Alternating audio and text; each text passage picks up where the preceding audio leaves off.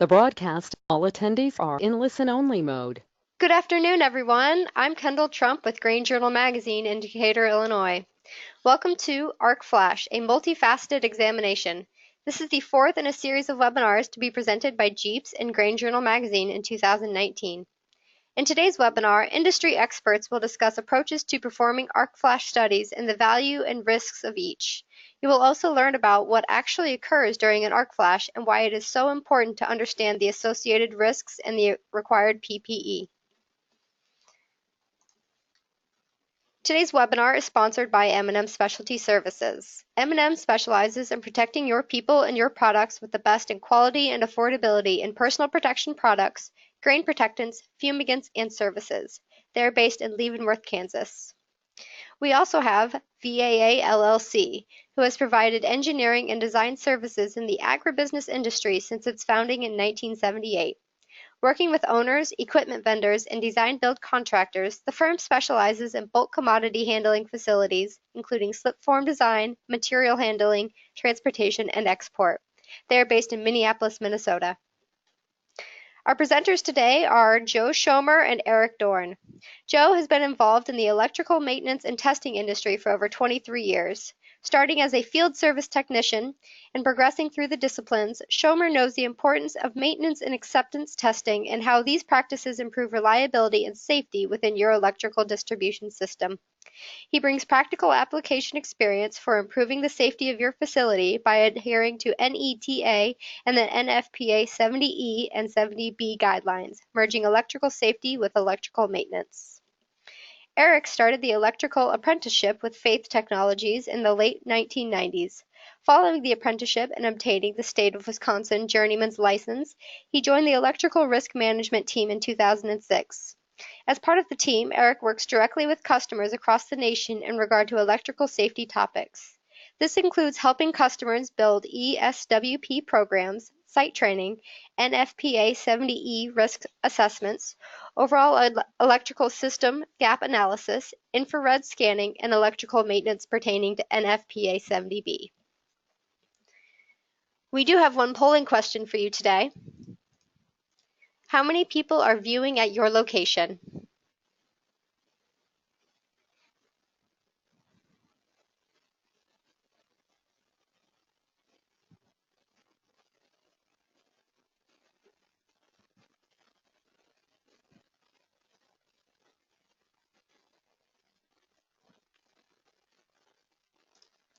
Thank you for your participation.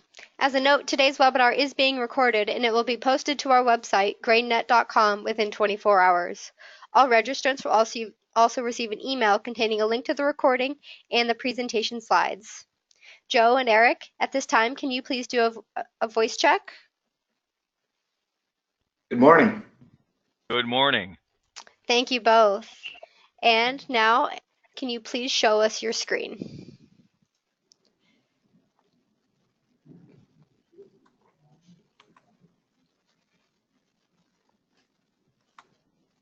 Okay, ladies and gentlemen, here are Joe Schomer and Eric Dorn. Well, good morning, everyone. Thank you for taking the time this morning. Eric and I have a bit of material to cover this morning, so we're going to jump right in. I'll be handling the first half of the presentation, and Eric Dorn will be handling the second half of the presentation. We're going to cover a lot of material in regard to the NFPA 70E.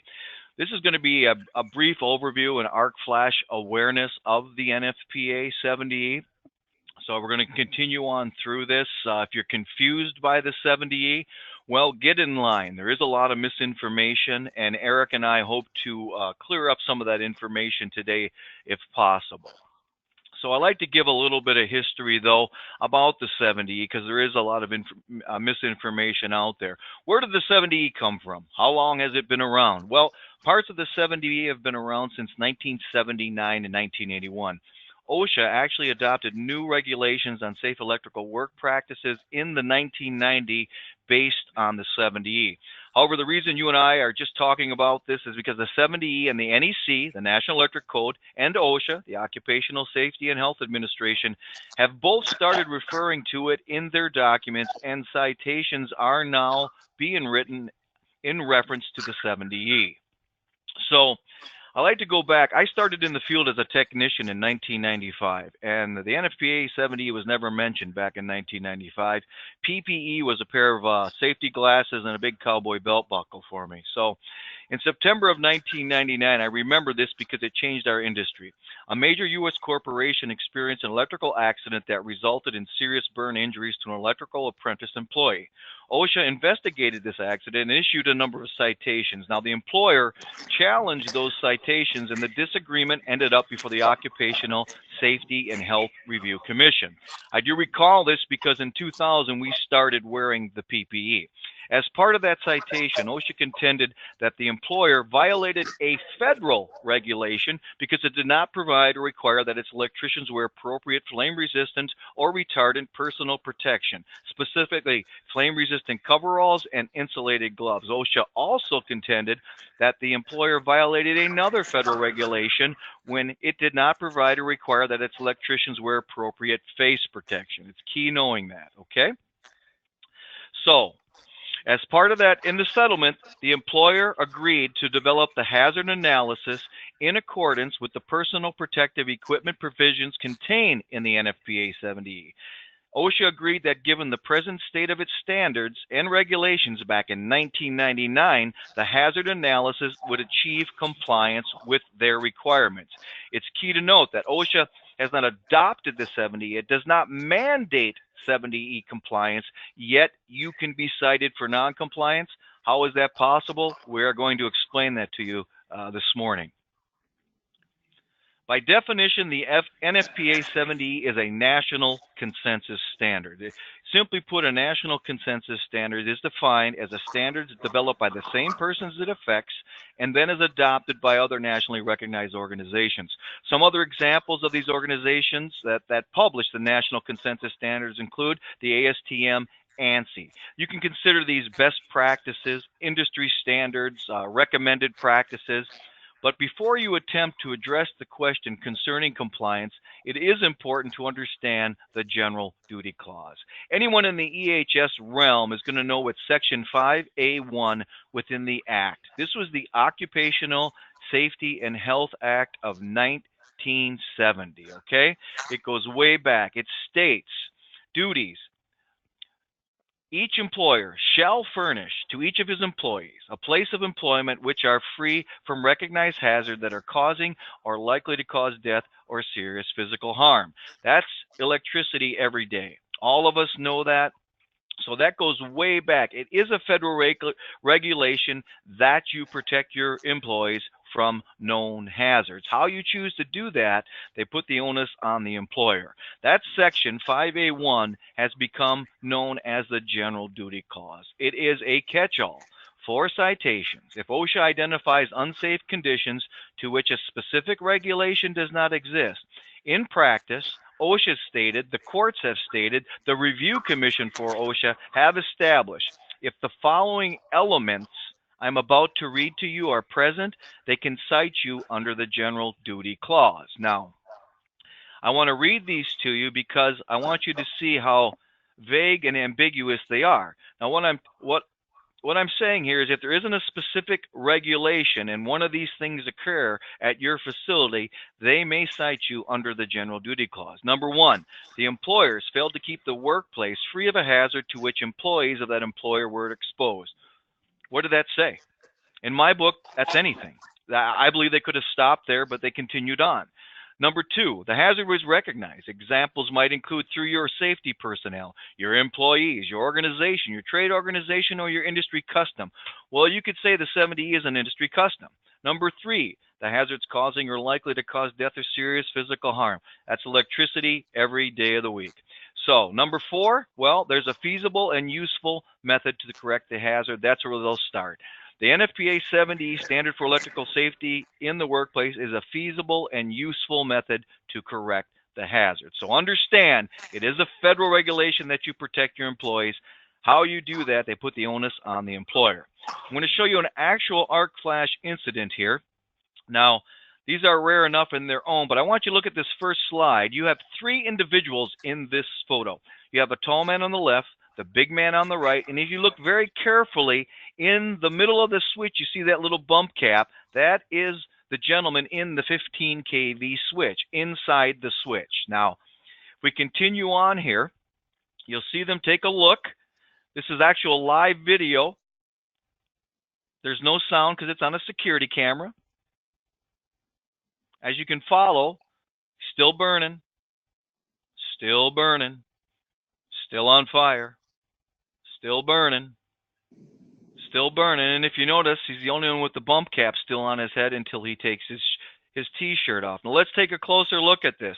All these gentlemen are standing in what we would consider now, according to the 7D, the incident energy area.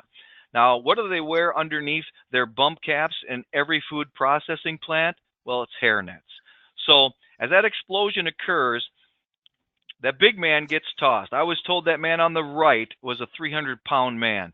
He gets tossed 8 to 10 feet.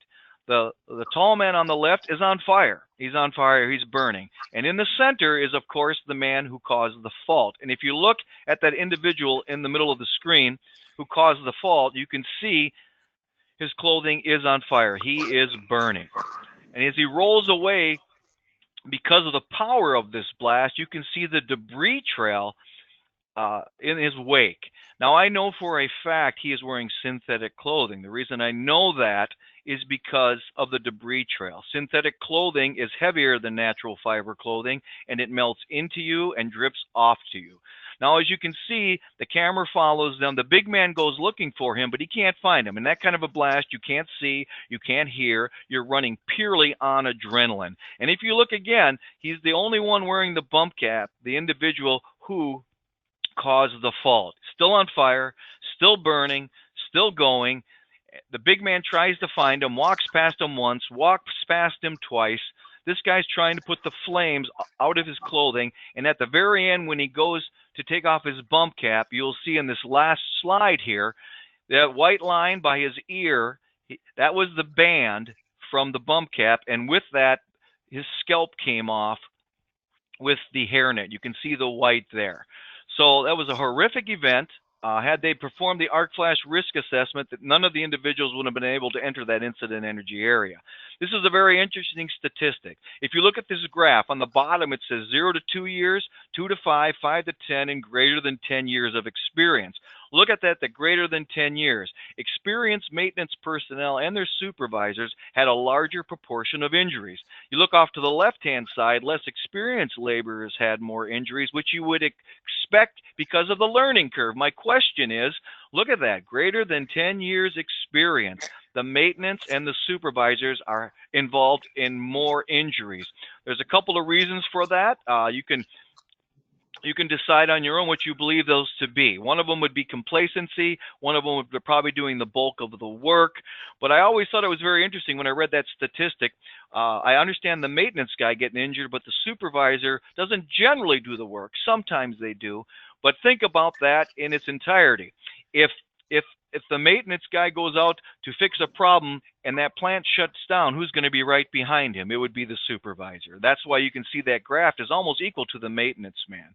So when I originally viewed this graph, I saw it independent of the video, and I questioned it. But after seeing that video, I completely understand it. They're standing in the incident energy area. Now, this injury statistic we all understand. If you look at that, 0 to 2, 2 to 4, 4 to 6, greater than 6 hours into your shift. Now, a greater proportion of injuries occurred 6 or more hours into your shift. It jumps up quite a bit. 32% is a big number. If you look at if the graph continued on 8, 10, 12, 14, 16, it goes off the chart. So depending on what kind of shift you're working, an 8-hour, a 10-hour, a 12-hour day, this graph drives the point home. And it bumps up a little bit from every 2 to 4 hours. What happens every day into people's shift, 2 to 4 hours? It's break time. It's lunch time. So you hurry before that break, you hurry before that lunch, and you're getting injured. If you watch this graph, it just charts all the way up. You know, you don't get less intelligent as the day goes on, but you may become fatigued. So that's a very interesting graph, and you must be cognizant of that throughout your work day. Electrical hazards. Well, let's just touch on that. Electrical shock can include electrocution, which is death. Let's be very clear, that is death. Internal and external burns. Arc flash can be potentially severe external burns, the blast, pressure and sound waves, which you saw in the video, shrapnel in excess of 700 miles per hour. You have components of electrical arcs. Now, it can be up to 35,000 degrees Fahrenheit. But let's put that into context, because the Discovery Channel tells me the surface of the sun is 9,900 degrees. An arc event can go up to 35,000 degrees. Now I can equate it. Now that number means something to me. You can have molten metal, pressure waves, sound waves, shrapnel. Hot air rapid expansion is what picked that big man up in the video and threw him 8 to 10 feet. You have intense light, which you saw in the video. You have copper vapor. At that temperature, at 35,000 degrees, copper, solid to vapor, expands at 67,000 times. What's that? That is telling us that a solid piece of copper bus bar or a solid copper cable expands at 67,000 times its volume at 35,000 degrees Fahrenheit. Those are a lot of particles coming right at you. That would be an intense event. The electrical arcs are one of the hottest things on the planet, gang. The size of the arc is independent of the voltage. There are two different categories. The amount of the short circuit current available determines the size of the arc. It is responsible for about 75% of all industrial electrical injuries. Arcs on low voltage systems can be just as dangerous as arcs on medium and high voltage systems. It is the clearing time that matters. What does OSHA consider a qualified person? Trained and knowledgeable in the construction and operation of equipment of a specific work method, able to recognize and avoid electrical hazards, and may be qualified with respect to certain equipment and methods, but unqualified for others. That's key. You can't do it all. You may be trained for one specific task. That doesn't mean you can do all tasks. So they upped the ante. OSHA expanded this a little bit to the qualified person to work within the limited approach boundary. In regards to the NFPA 70E, it's simply this: to work within that limited approach boundary for shock hazard, it's 42 inches. You must be able to distinguish exposed energized parts from other parts, determine nominal voltage, determine approach distances, and determine the degree and extent of the hazard and the PPE required. Now, that's a qualified person to work in that limited approach boundary. So I will stop at that point. That's a lot of information. We hope to clear up some things. I'm going to transfer this PowerPoint over to Eric Dorn. Eric, are you with us? Yes, thanks a lot, Joe. Thanks for you. That. And definitely, I'm going to be kind of taking over from this point on in the PowerPoint, but definitely feel free to jump in, Joe, and make additional comments when you feel necessary here moving forward. So chiming in on the qualified employee topic, like Joe had mentioned, I mean, what the big question is, how are we qualifying our employees? In NFPA 70E, they talk about the decision-making process, and a qualified employee should be able to do certain things, perform job safety planning, identify electrical hazards, assess associated risks. One thing that I do point out there that I have highlighted is, it's very important that qualified people are able to do those specific duties. And again, every employer is going to have different tasks that their employees have to do. So, that does fall on the employer to point out these specific duties that we are qualifying our employees for. This just is an example of, a customer that we've worked with. They put together this simple form just showing different tasks that the employee does, and really, can that employee do it? It's a simple checklist, where the employer goes through and physically watches the qualified employee do a task and checks off whether they can show us that we're doing that properly. Now here's a example of an ArcFlash incident, and as you'll see over on the right-hand side of the screen, there's a control panel, and this is a 480 volt control panel to a piece of equipment. The one thing, as you watch a video, you'll watch the employee, and what's he actually doing in this control panel? It's kind of hard to tell, but also note, does he have any PPE on? This is a prime example of when employees get comfortable doing a certain task. In this situation, the employee was probably in control panels, especially at a 480 volt level, on a day-to-day basis, troubleshooting equipment. Honestly, it's real hard to tell what he's doing here. To me, it looks like, and Joe, I don't know what you think there. It looks like he's maybe resetting a breaker or resetting some overloads within that control panel. And again, he's within that limited approach boundary, and it didn't look like to me like he had much on for PPE. Possibly he had ARC rated clothing. Maybe his uniform is ARC rated, but it doesn't look like he's got maybe safety glasses. But it doesn't look like he's got any ArcFlash face shield or even gloves on at all. So again, it's we get comfortable doing tasks and sometimes want to take shortcuts or just because we're comfortable and we can get complacent there. Here's a quick slide just showing, talking about the risk assessment procedure.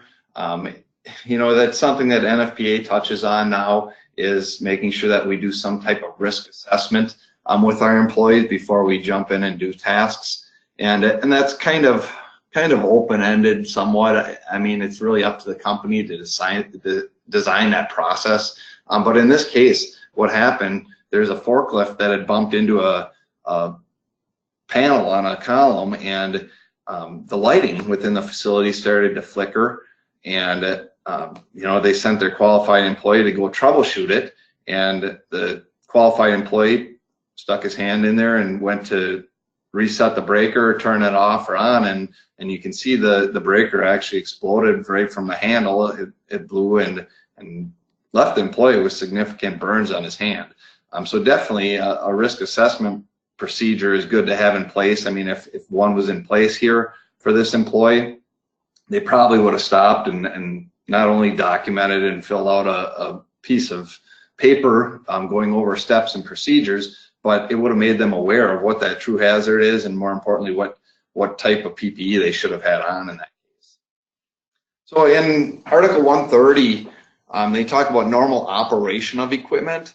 And the one reason I touch on this is because it's something that all employees at one point or another probably operate equipment, even operating equipment in a circuit breaker panel, going in and resetting a breaker that may have tripped, or possibly even turning a piece of equipment on the floor, maybe throwing a disconnect switch, even a little 30 amp disconnect. My question to you is, what do your employees typically wear for PPE in that case? And we're talking closed door activity, so not even exposing energized electrical parts, just operating closed door operation of equipment. And looking at the code, they're basically, NFPA 70E is saying that if these conditions, these 6 conditions are all met, if it's properly installed, if it's properly maintained, if it's in accordance with the manufacturer's instructions, if all the doors are closed and secured, if all the bolts and screws are in place on that enclosure, and last but not least there, if there's no signs of an impending failure. So they're saying if all these items are met, it's fairly safe to operate this equipment. And I'm not disagreeing with this by any means. These factors are all critical here. I mean, we definitely want to make sure those are met. But one thing that we look at is, what is the true risk of that piece of equipment? And this is really just best practice. If there's an ArcFlash assessment already in place, and your equipment is labeled per NFPA 70E with what that hazard is, that hazard on that PPE label, it's based on when we open the door to that enclosure, when we expose parts. So worst case, when that door is opened, that's the PPE that's required. So we're not necessarily required to have it on for just operating, but it's a good tool for us, knowing what that potential hazard is. If we're at a category 0, 1, or 2, if we're under that 8-calorie level, we know that the hazard is much more minimal, and with the doors closed and secured and everything, that risk is going to be much less. And I agree, it probably is pretty safe to operate that equipment.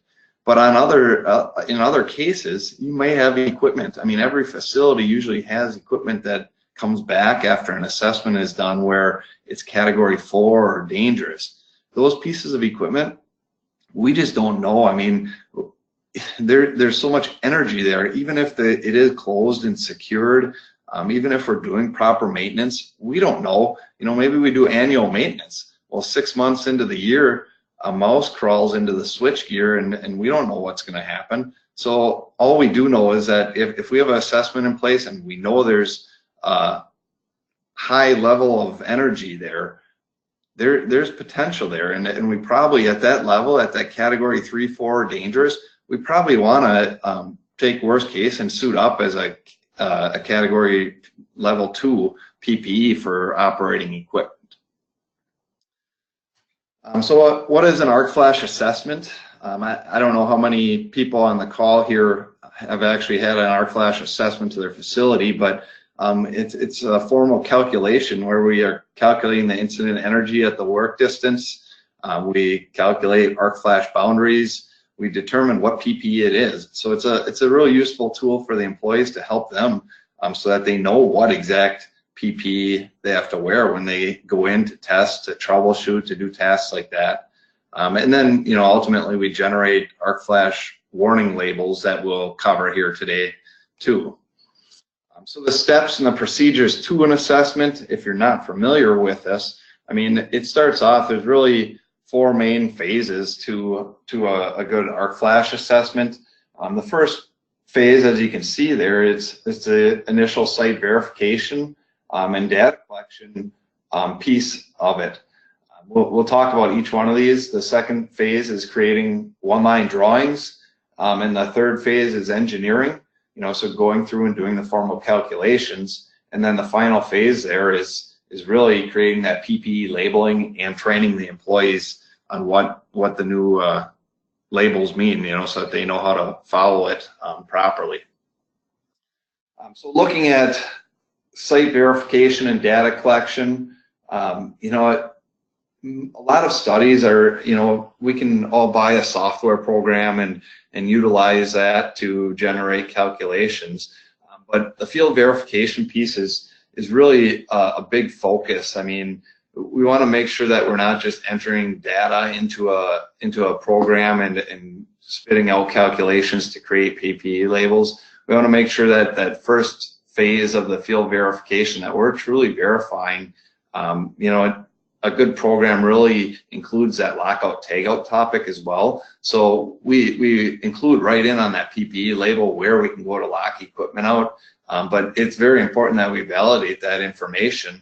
You know, from the lockout tagout perspective, if we're not validating it, if we're making assumptions based on existing systems and the labelings, there can be some gaps there from the lockout tagout perspective and really even the ArcFlash calculations.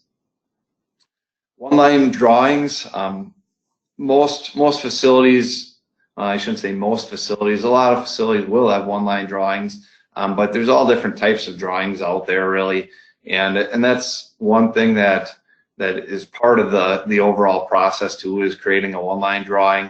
It may be a AutoCAD drawing, it may be an output of SKM. SKM has a, you know, that's a software program out there used for ArcFlash assessments. They have a drawing that's included, so that's a piece of it too.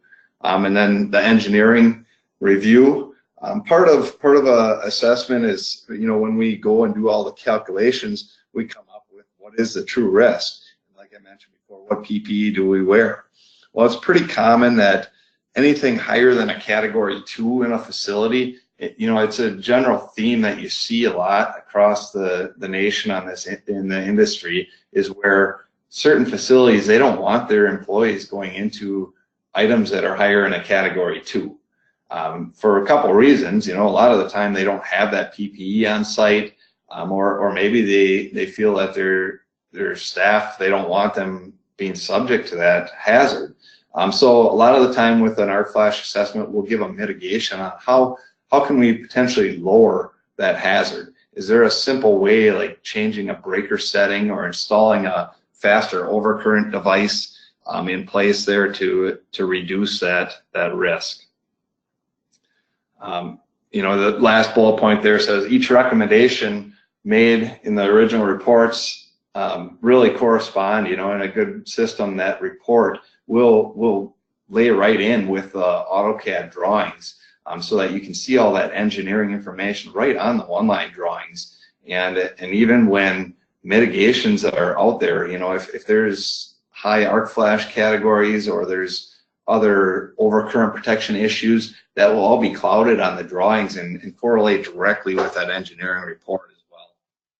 Here's an example of an engineering report where here it shows panel DP5A. As you can see there, after the calculations are done, that item came back at 11.7 calorie per centimeter squared, which is in that class 3 category. And you can see right in that engineering report, it's going to say by installing, not that you have to, but if a company were to want to reduce that energy level, they can install a fuse disconnect using a specific type of fuse. In this case, they call out a Bussmann KTSR 225 amp fuse. And by doing that, it would reduce the calorie level down to a 0.9 calorie, which would fall in that old category 0 classification. We're going to get into some of the NFPA 70 codes, but one thing I would like to come out, like Joe kind of touched on too, this is NFPA 70 is a guideline for you. It's a really good reference, but at the end of the day, we want to look at the overall electrical safe work practice topic, and really, we look at when incidents do happen, OSHA very rarely ever really refers to NFPA 70E, and that's why we got to look at this as an electrical safe work practice topic, and how we're doing work day in and day out. When citations are issued, it's typically, they're going to have enough ammunition right in that subpart S from OSHA. So here's an example of a OSHA citation that was given. And this is from back in 2012, but it's a real good example just in that it was a drill press in a maintenance shop of an industrial facility. And this drill press had a 12 by 12 control panel on it. Just a small little control panel. There was some 480 volts in there, and there was a little pot switch inside that control panel.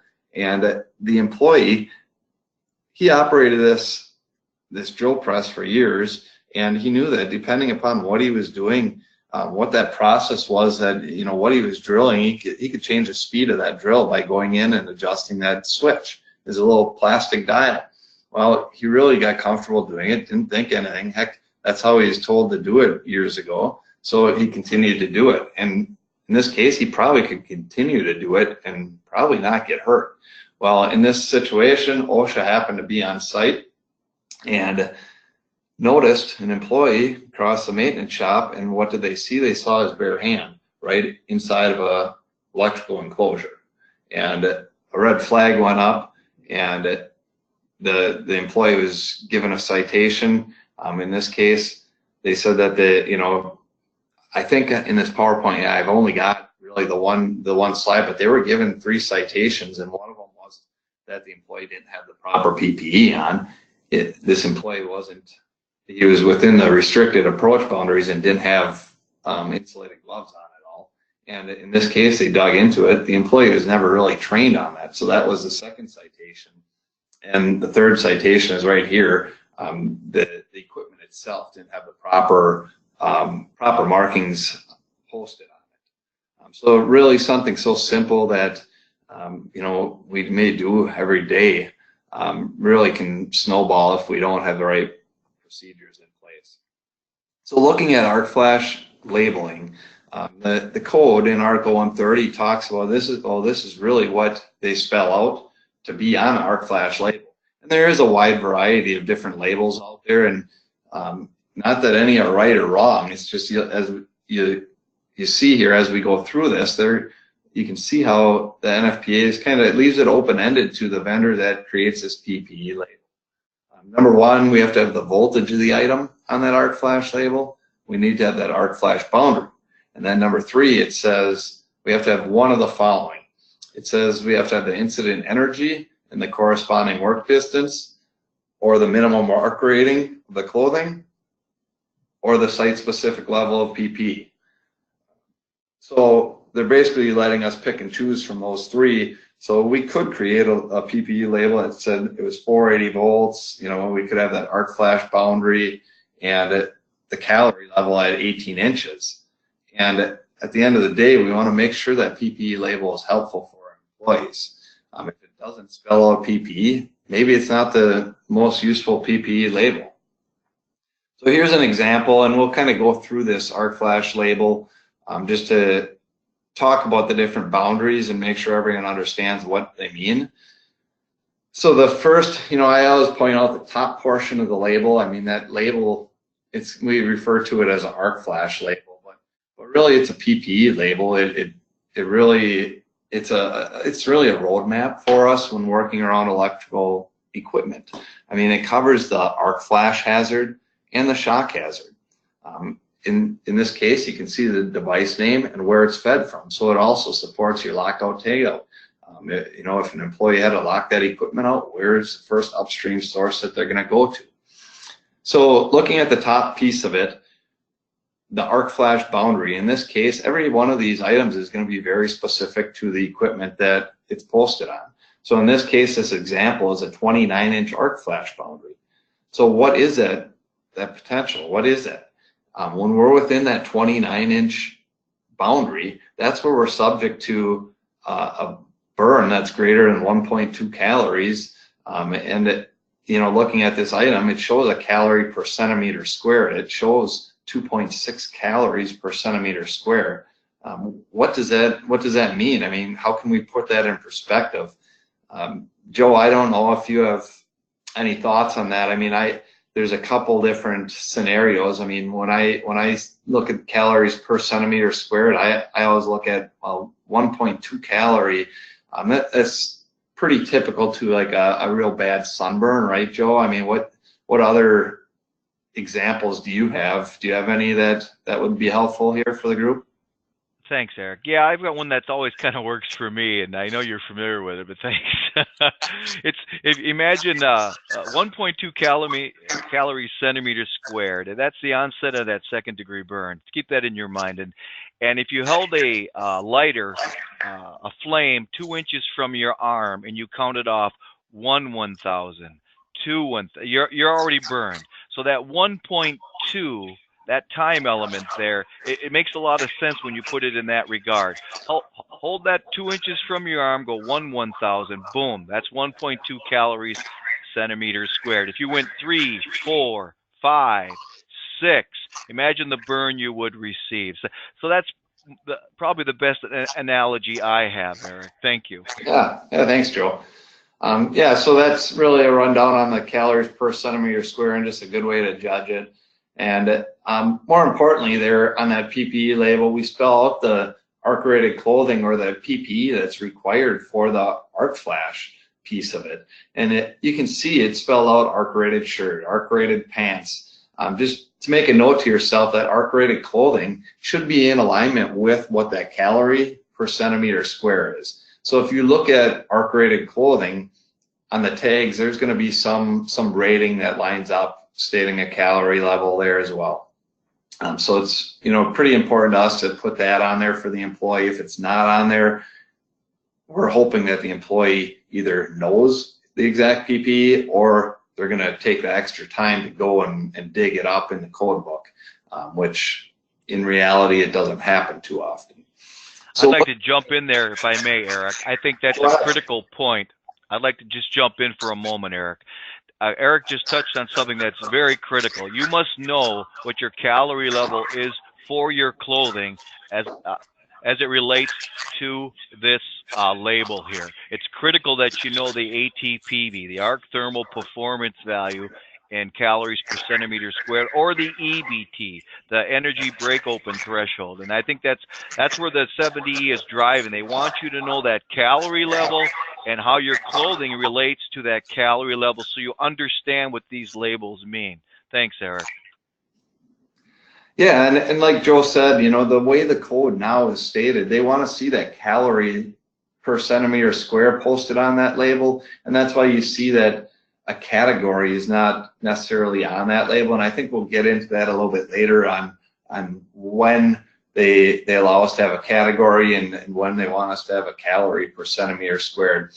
And you'll see, again, if you look at the calories per centimeter squared, that says at an 18-inch work distance. The reason for that, that's basically just spelling out where that energy level is calculated. At a 480 volt, for a 480 volt system, we do those calculations at 18 inches, just because that's a general good work distance. If we're in a piece of equipment, we're roughly about 18 inches out. The further we do get away from that equipment, that calorie level is going to be reduced as well. So looking at the shock hazard piece of it, it's going to spell out the voltage of the item, and then it goes over the boundaries, the different boundaries. And you can see here in the older system, they had prohibited approach boundary 2, which was eliminated back in, what was that, Joe? Was that in 2015, I believe, that prohibited was removed. But now really we're just looking at that 42-inch limited approach. And again, the shock boundaries are actually going to be the same for that 480 volt system. They don't change like your ArcFlash calories will. So that 42-inch limited approach boundary, you can see you're not necessarily required to have the gloves on, the shock hazard gloves at that point. But one thing that we do need to have on, to have at that limited approach boundary, I always tell people this is the area that we want to make sure, going back to that video that Joe showed with the switchgear and that ArcFlash, this is the area that we want to make sure that it's only qualified people within that boundary. You know, and what does that mean for the qualified staff? Maybe it means that we have to caution tape that area off to keep the unqualified people out. And the bottom line is the unqualified people are just not trained on this like the qualified people are, so they don't understand the hazards, nor do they understand that we might need to have ARC-rated PPE on when we're in this case. So really that 42-inch boundary, that's where we want to keep the unqualified people out of. Or in certain cases, we got to keep in mind if that ArcFlash boundary is greater, we want to keep them out of whichever is greater between the two. The restricted approach boundary for a 480 volt system is 12 inches. And that's really when we need insulated gloves, any insulated tools that we might need for that task. And we'll talk more about that later on too. So looking at the bottom again, you know, the device name and where we can lock and tag that piece of equipment out. So looking at the different category levels, again, you know, I use that term category. Now they talk about a calorie rating, but again, it just kind of shows the different levels and the PPE that's required for each one. You know, back in 2015, they eliminated the category 0 altogether. You know, I still reference category 0, but it was never really designed to be an ArcFlash hazard. It was really just a baseline for PPE. And if you do look at that category 0 PPE or 1.2 calorie or less, it's pretty basic. It's not even ARC-rated clothing. It's just untreated cotton material. You know, it's safety glasses, hearing protection. It's pretty basic PPE. And again, here shows just a quick picture of the different category levels, and then of course the PPE that goes along with it, and the highest rating calorie level for each one of these, just to show you that as well. Voltage rated gloves. This is, I mean, we talk about ArcFlash and having the right PPE. Well, gloves are there for the shock hazard. Shock hazard is, I mean, it's, as much as ArcFlash is really trending and it's a big topic, shock hazard is probably one of the bigger hazards that our qualified people face from a day-to-day basis. I mean, so being trained on gloves, proper glove usage, and I mean, it's really, with gloves, it comes down to the company to be testing these gloves. They should have, you know, the company should have a policy in place making sure that they're tested every 6 months, sent in. They should have some type of program in place. but it is the responsibility of the qualified employee to test these gloves every day that we use them. Every time we get them out and use them, we should be making sure that, doing a quick visual inspection and making sure they're stored properly and they're not damaged. Even doing that air inflation test over on the bottom right, it shows a glove tester. And they make all different types of glove testers out there now. But it is important that we're doing an air inflation test and making sure that we don't have pinholes or that there's not any damage to our PPE. One big topic is really, working in a de-energized state. Over the years, I mean, both Joe and myself have probably seen this. I've been there myself too, working on equipment. I mean, heck, even 10 years ago, it was much more acceptable to work on things live. And really, this is one area that things are changing on, expectations are changing, and slowly we're seeing across the industry that practices are changing too. And we use this a lot of the time to qualify our staff. We'll walk them through an exercise and say, in this case, what happens if we have to change a fuse in this disconnect? What is the process to changing that fuse? In Article 120, they talk about the process for establishing and verifying an electrical safe work condition.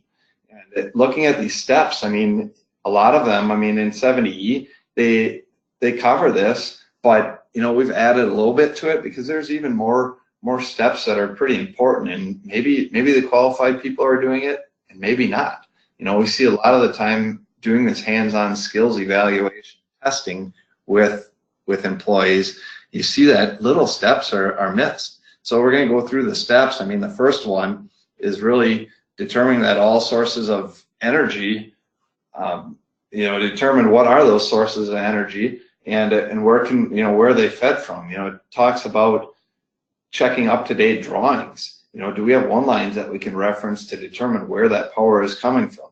Number two is open upstream disconnecting means. And that's pretty important that we're going to an upstream source to lock that piece of equipment out. Number three is release stored energy. If present, release and block stored mechanical energy. Number five is applying the lock and tag in accordance with the company's procedure. Number six, we kind of added that one in there because they didn't talk about it at all, but it's pretty important that qualified employee can do this and does. We need to be able to determine what PPE we need. So if there's no PPE labeling in place, how is that employee, what decision are they making? Are they just deciding to go in there without PPE because nothing tells them what to wear? Or do we just trust that they're making the right decisions when it comes to it? So that's a big piece of it, is having to, making sure our employees are able to select the proper PPE. Number seven is the adequately rated portable test equipment. And it's interesting, it says portable test equipment. Well, in my mind, that's like a fluke meter or some type of multimeter, right? Again, it doesn't reference in here how to use that meter, so it's very important that our qualified people are trained on the specific meters that they're using. Maybe it's something that each qualified employee has to have their own meter. Sometimes they're supplied by the company. So it's just really important that they're using good quality meters and that they're trained on how to use it.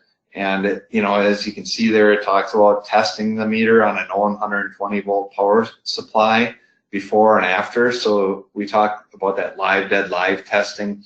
So using that meter on a 120 volt outlet to verify that my meter is working. Now the dead piece of it is going back to the equipment that we've shut off and re-verifying, verifying the absence of power. And then following that, we go back to that live source, that outlet on the wall, and check our meter again.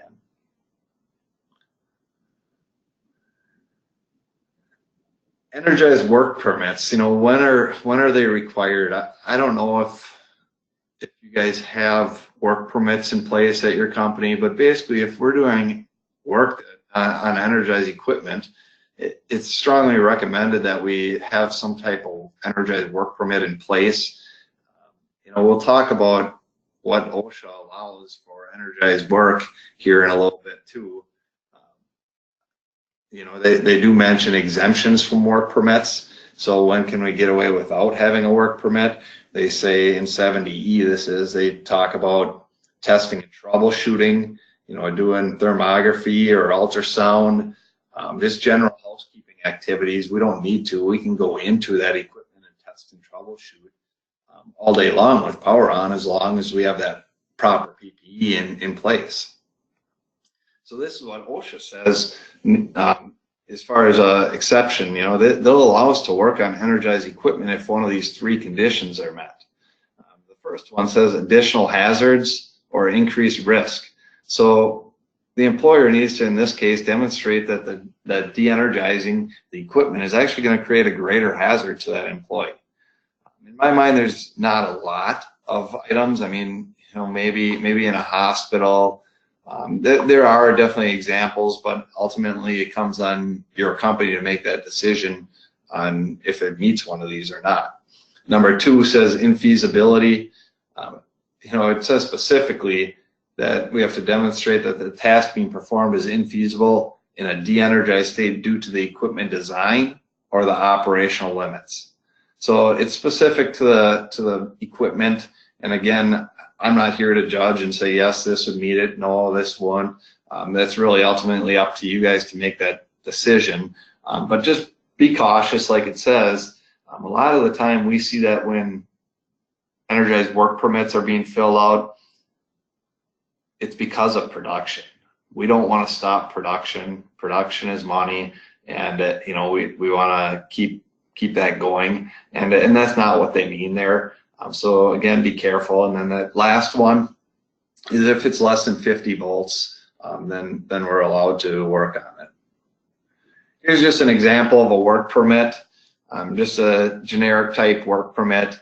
And again, what's the point of it? I mean, I always tell people that, you know, at Faith anyways, we utilize these things, and really it's a tool to get us to stop and think, should we be doing this work? That's the ultimate goal behind one of these work permits, is that somebody says, you know what, we shouldn't be doing this work live. We should be de-energizing this to do the work. So that's really the primary goal of an energized work permit. And if somewhere along the line, somebody says we can't shut power off and it's approved, at a minimum, it's got us to look at the shock boundaries. What are the boundaries? It's got us to pause. You know, we pause, we take a look at the hazards. What are the boundaries here? What PPE do I need? Are there any tools that I need that need to be voltage rated? You know, so it gets us to think about that and get that all in place at a minimum. And again, then at the bottom, well, right above the bottom, it talks about justification. I point this out because it's just kind of interesting. Justification for doing that work. If you look at those two, they correlate directly with OSHA's reasonings, right?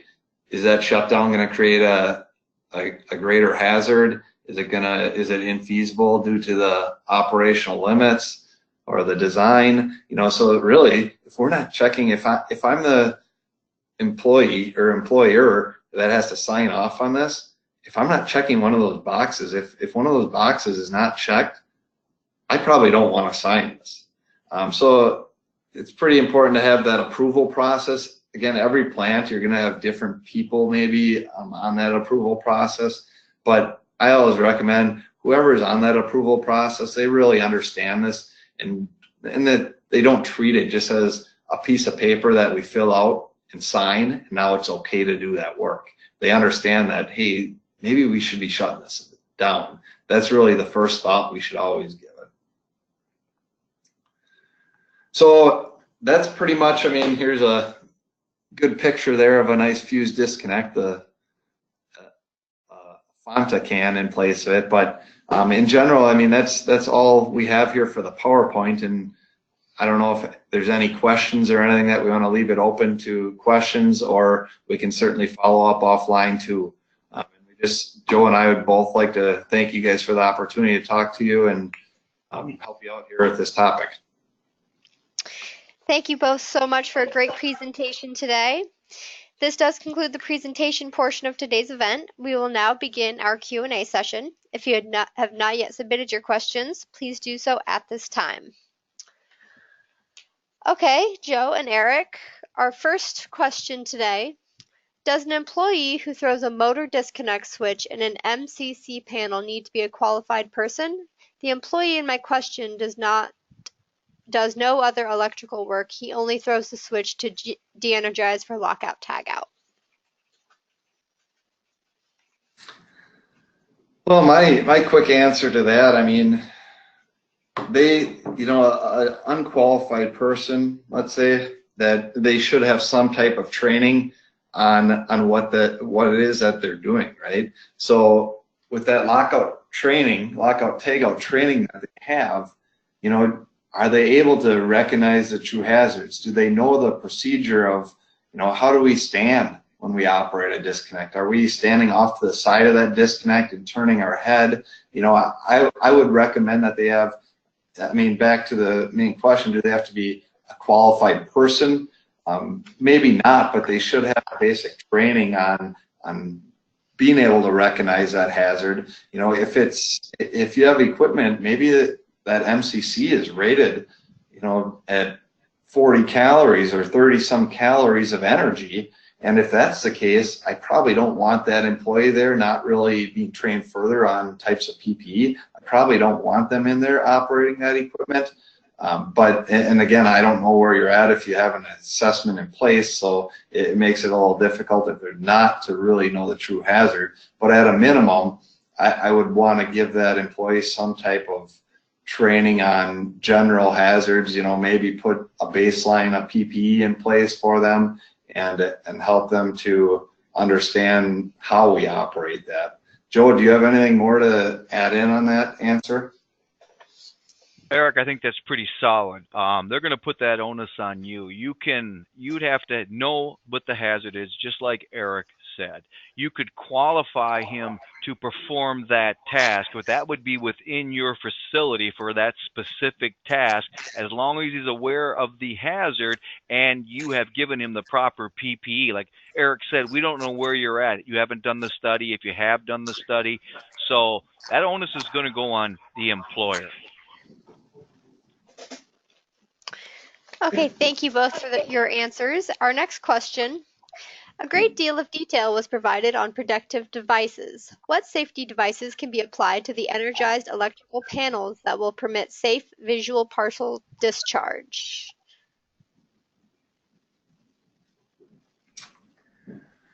I'm not exactly sure where this question is going. It may be, I'm not sure if it's in regard to, they make certain devices now that can be installed on equipment.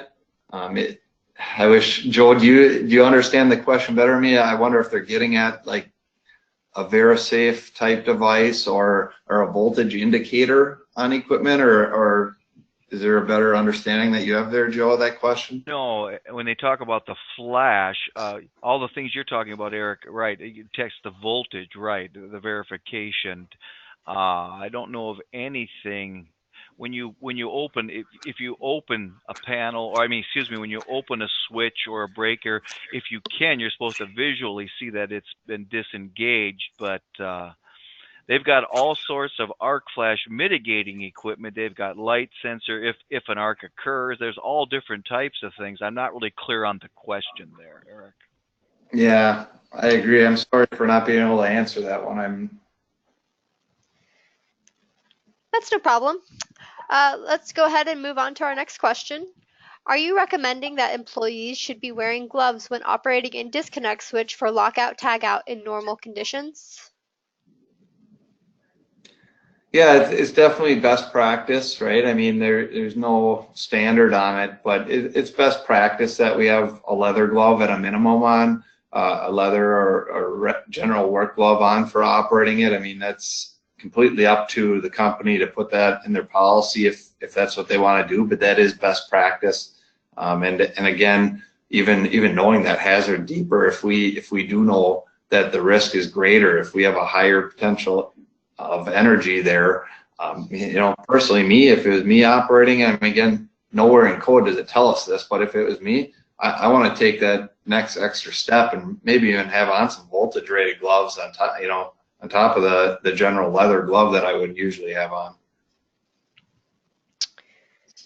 Okay, that is all the time that we have for questions today. I want to thank you all for your participation. If your question was not answered, it will be sent forward to our presenters. That is all that we have for our presentation today. I want to go ahead and thank our sponsors, M&M Specialty Services and VAA LLC, for their support in bringing you today's webinar. I also want to thank GEAPS and our presenters, Joe Schomer and Eric Dorn, for joining us today. As a reminder, this webinar has been recorded and it will be available for viewing on grainnet.com within 24 hours. All registrants will also receive an email containing a link to our recording. Our next webinar will be held in May with a date to come. Michael Gregory, speaker and founder at the Collaboration Effect, will be discussing how to lead a work group through change. I want to thank you all for attending and wish you all a great day.